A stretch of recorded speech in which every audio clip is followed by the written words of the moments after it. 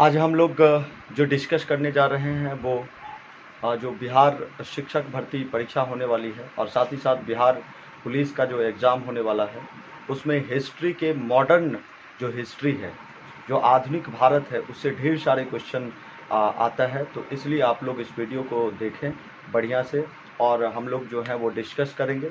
आप लोग भी जो है वो इसमें शामिल हो जाएं और इसको ढंग से देख लें। इस वीडियो को देखने के बाद शायद ही इसको ढंग से सुनने के बाद आपको किसी भी तरह का क्वेश्चन जो है मॉडर्न फिजिक्स से मॉडर्न जो हिस्ट्री है उससे क्वेश्चन नहीं छूटेगा, ये मेरा दावा है। तो चलिए हम स्टार्ट करते हैं और सबसे पहला क्वेश्चन है, ग्रांड ट्रंक रोड किसने बनवाया था? शेरशाह सूरी ने। बिल्कुल सही जवाब। जो ग्रांड ट्रंक रोड था वो किसने बनाया था? शेरशाह सूरी ने बनवाया था और यह 1542 में बनवाया था। और इस सड़क को सड़क ए आजम या बादशाही सड़क के नाम से भी जाना जाता है। ठीक है, याद रखिएगा।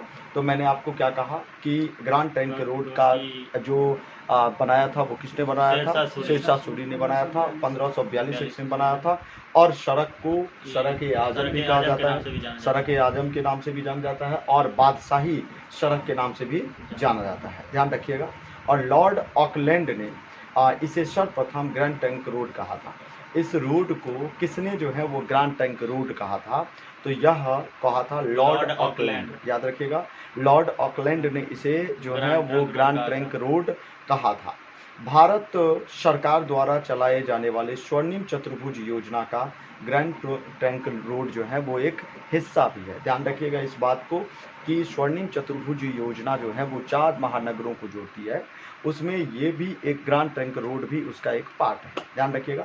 तो ओवरऑल आपने ग्रैंड ट्रंक रोड से रिलेटेड सारे क्वेश्चन को कंप्लीट कर लिया। 1542 में इसे बनाया गया था और शेरशाह सूरी के द्वारा बनाया गया था। इसे सड़क ए आजम या बादशाही सड़क के नाम से भी जाना जाता है। ठीक है, और इसे सबसे पहले ग्रैंड ट्रंक रोड और लॉर्ड ऑकलैंड ने जो है इसका नाम दिया था। और यह जो स्वर्णिम चतुर्भुज जो योजना है, स्वर्णिम चतुर्भुज योजना है, उसके ये पार्ट हैं। ठीक है, तो ओवरऑल आपने ग्रैंड ट्रंक रोड के बारे में सारा क्वेश्चन समझ लिया। अगले क्वेश्चन की ओर हम चलेंगे। तो अगले क्वेश्चन ये है कि मुगल जागीर से आप क्या समझते हैं, बताइए। मुगल जागीर क्या है ये आपको बताना है। तो देखिए, मुगल जागीर जो है वो अफसर को भूमि राजस्व का अधिकार देना। जागीर से मतलब क्या समझते हैं?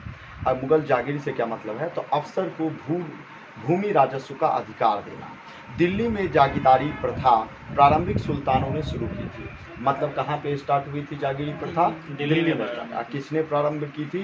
तो प्रारंभिक मुगल संतानों मतलब सुल्तानों ने जो है वो स्टार्ट की थी दिल्ली से। और इस प्रथा के अंतर्गत सरदारों को नगद वेतन न देकर के जागीरें प्रदान कर दी जाती थी। मतलब जो सरदार होते थे उसको जो है वो नगद वेतन ना दे करके जागीरें उनको प्रदान कर दी जाती थी एवं उन्हें इन जागीरों के से कर वसूलने का हक दे दिया जाता था। इसकी शुरुआत 13वीं शताब्दी में हुई और वह मुगल साम्राज्य के काल तक जारी रहा। तो ओवरऑल आपने जागीर से रिलेटेड समझा कि अफसर को भू राजस्व जो है वो का अधिकार देता था कि वो एक उनको वेतन ना दे करके जो है वो उनको उससे राजस्व वसूलने के लिए वो एक अधिकार दे दिया जाता था, हक दे दिया जाता था। ठीक है, सरदारों को। क्लियर? तो दिल्ली में या स्टार्ट कहाँ से हुआ था? दिल्ली में स्टार्ट हुआ था। ठीक है, तो ये चीज़ याद रखेंगे। अगले क्वेश्चन की ओर हम चलते हैं। बाबर की अपनी इच्छा से उसका शव कहाँ दफनाया गया? कहाँ पे लगा? काबुल में। कहाँ पे? काबुल, याद रखिएगा। मुगल सम्राट जो बाबर थे उनकी मृत्यु कब हुआ था? 1530 ईस्वी। कब हुआ था? 1530 ईस्वी में, याद रखिएगा।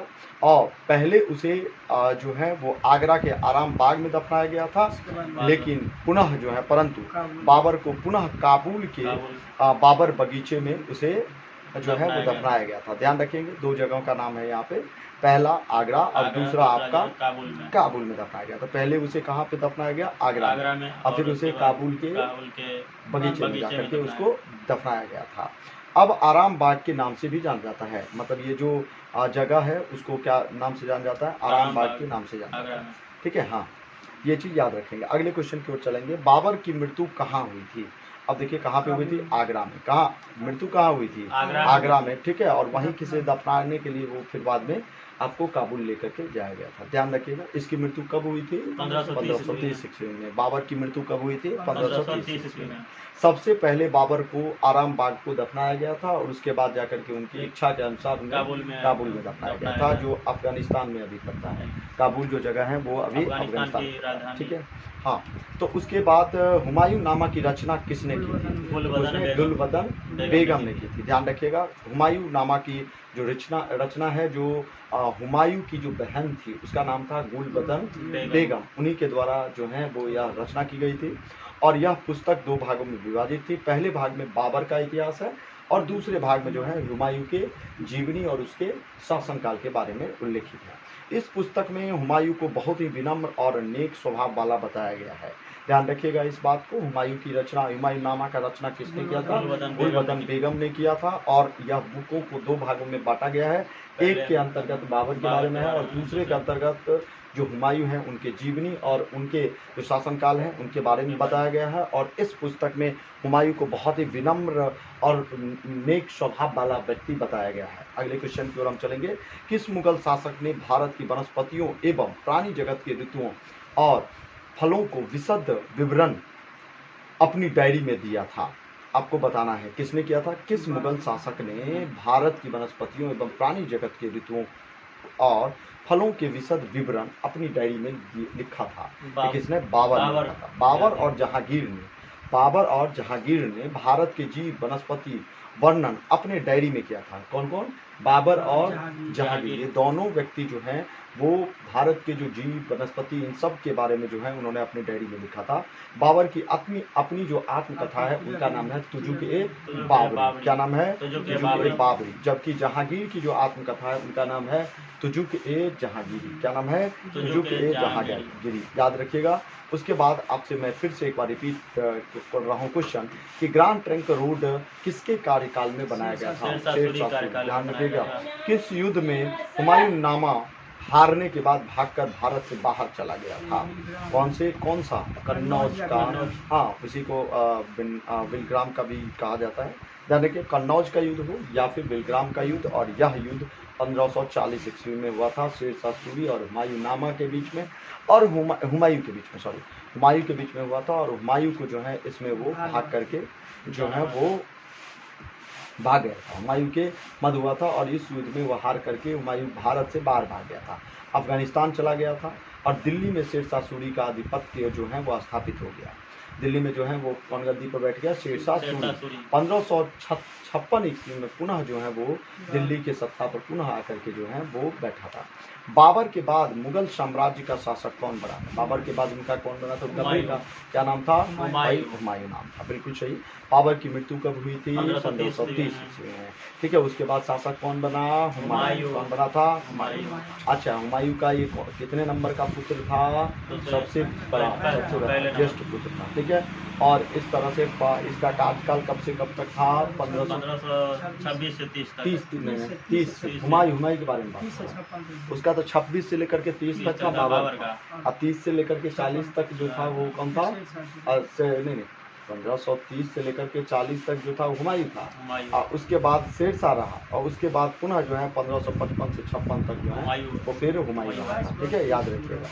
अगले क्वेश्चन की ओर हम चलेंगे। क्वेश्चन ये है आपके पास कि भारत का प्रथम मुगल शासक कौन था? बताइए कौन था? बाबर था। ध्यान रखिएगा। 1526 ईस्वी में बाबर और इब्राहिम लोदी के बीच में एक युद्ध हुआ, पानीपत का युद्ध हुआ था और जिसमें बाबर की जीत हुई और दिल्ली के जो सिंहासन है उस पर जाकर के उन्होंने बैठा था। बाबर मुगल साम्राज्य का प्रथम ऐसा शासक था। अपने 4 वर्ष के कार्यकाल में उन्होंने 4 युद्ध लड़ा था। ध्यान रखिएगा। शेरशाह ने हुमायूं को हराकर किस युद्ध में गौर पर कब्जा कर लिया था? कौन सा? चौसा। मैंने क्वेश्चन आपको पूछा कौन से युद्ध में हरा करके गौर पर कब्जा कर लिया था? यह था चौसा। यह कब? 1539 ईस्वी में यह वो जीते थे। ठीक है। अगले क्वेश्चन की ओर हम चलेंगे, लेकिन फिलहाल मैं आपकी इनकी व्याख्या बता दूं।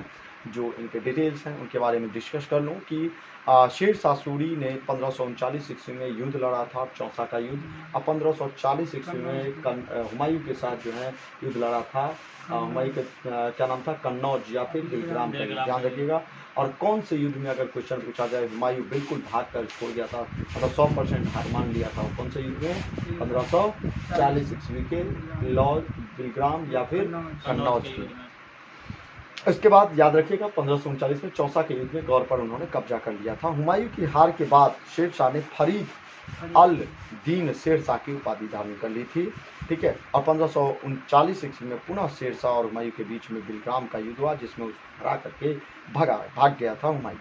अगले क्वेश्चन की ओर हम चलेंगे। फिलहाल आपका एक और डॉट क्वेश्चन पूछ लेता हूँ। पानीपत के युद्ध में बाबर ने किसकी सेना का सामना किया था, किसकी सेना के, इब्राहिम लोदी। यह युद्ध कब हुआ था, 1526। ध्यान रखिएगा। अगले क्वेश्चन की ओर हम चलेंगे। किसने मध्यकालीन भारत में